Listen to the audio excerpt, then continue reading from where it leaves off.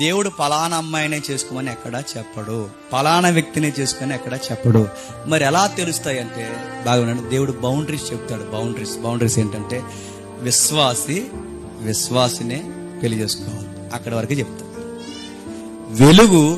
వెలుగుతోనే స్నేహం చేయాలి, వెలుగుకి చీకటికి సంబంధము కుదరదు, అక్కడ వరకు చెప్తాడు. అంటే నీకు బౌండరీస్ ఏం చెప్పాడు, నువ్వు పెళ్లి చేసుకునేటప్పుడు బిలీవరా కాదా అదొకటే చూడు, గుణగణాలు దైవికమైన గుణగణాలు ఉన్నాయా లేదా అదొకటే చూడు.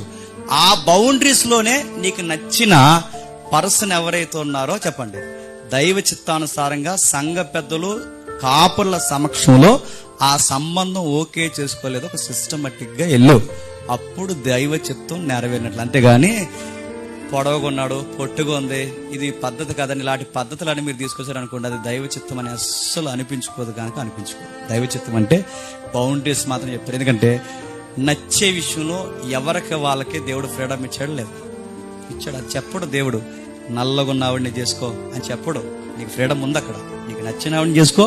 ఆ నచ్చిన ఆవిడ చెప్పండి బిలీవర్ అయి ఉండేలా చూసుకో, అక్కడ ఫ్రీడమ్ ఇచ్చాడు. చూడండి, మీకు నచ్చిన వ్యక్తుల్ని బలవంతంగా చేసుకోవద్దని చెప్పడు, మీకు నచ్చిన వ్యక్తుల్ని బలవంతంగా చేసుకోమని కూడా చెప్పడు. ఆయన చెప్పింది ఒకటే, బిలీవర్సే పెళ్లి చేసుకో.